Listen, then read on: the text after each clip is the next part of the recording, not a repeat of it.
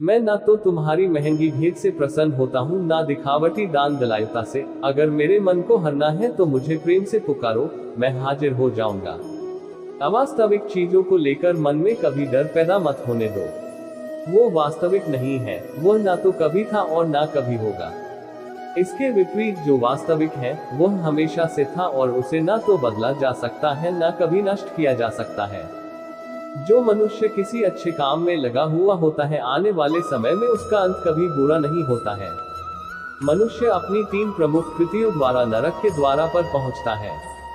वे तीनों कृतियां काम, क्रोध और लोभ है। मनुष्य का समस्त निर्माण उसके विश्वास के फलस्वरूप होता है। जैसा वह सोचता है उसी के अनुरूप वह बनता है। परिवर्तन इस संसार का नियम है। एक नजर में तुम असीम संपत्ति के मालिक बन सकते हो, दूसरी नजर में तुम दरिद्र बन सकते हो। एक इंसान के रूप में इस धरती पर तुम्हारे कुछ कर्तव्य हैं। अनिवार्य रूप से अपने कर्तव्य को निभाओ। किसी से सच्चा प्रेम होना शुद्धता और दिव्यता का प्रतीक है। जो कुछ भी हुआ है उसमें तेरा कोई योगदान नहीं है, इसलिए तुम्हारी सारी परेशानियां व्यर्थ है। हर चीज की शुरुआत मुझसे होती है और खत्म भी मुझ पर आकर ही होती है। इंद्रियों से मिलने वाला सुख सच्चा नहीं होता है। इंद्रियों का सुख पहले तुमको अमृत की मिठास देगा, लेकिन बाद में तुम्हारा विनाश कर देगा। तुम अपने जीवन को सार्थक बना सकते हो, लेकिन इसके लिए तुम्हें मेरी शरण में आना पड़ेगा। अगर तुम्हें मेरी बातें अटपटी लगती हैं तो तुम्हें अपने नजरिए को बदलने की जरूरत है। अभी तुम चीजों को उस तरह से नहीं देखते हो जिस तरह मैं देखता हूँ। अगर एक बार तुमने मुझ पर विश्वास कर लिया तो तुम्हें जीवन में कभी निराश होना नहीं पड़ेगा। एक बार जो मुझ पर विश्वास करता है उसको मैं कभी छोड़ता नहीं हूँ। जो मेरे भक्तों के साथ धोखा करता है उसके लिए मैं सबसे बड़ा शत्रु हूँ। अगर किसी ने मेरे भक्त को एक बार भी धोखा दिया तो जन्मों जन्मों तक मैं उसका उद्धार नहीं करता हूँ। इस देवत्व का सर्वोच्च मैं हूँ, सब कुछ मुझ पर निर्भर है। अगर तुमने मेरे बारे में जान लिया तो तुम्हारा कल्याण निश्चित है। मैं हर दिल को एक मंदिर की तरह देखता हूँ। जो दिल जितना सुंदर होता है वहाँ मैं उतना ही अधिक ठहरता हूँ। भगवान श्री कृष्ण कहते हैं कि चरण कमल इतने पवित्र हैं कि जो कोई उनकी शरण लेता है तुरंत शुद्ध हो जाता है। इस दुनिया में तुम प्रेम सभी से करो, लेकिन पूर्ण रूप से विश्वास किसी पर मत करो। अगर तुमको भरोसा करना है तो केवल कृष्ण पर करो।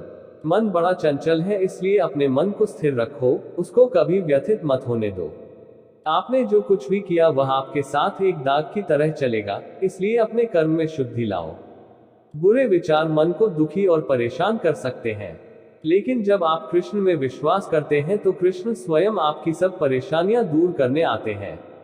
मैंने अभी तक तुम्हारे शरण में आने के प्रस्ताव को स्वीकार नहीं किया है, क्योंकि तुमने अभी तक पूर्ण रूप से समर्पण नहीं किया है। जब तुम शुरुआत करोगे तो स्वाभाविक रूप से तुमको असफलता मिल सकती है।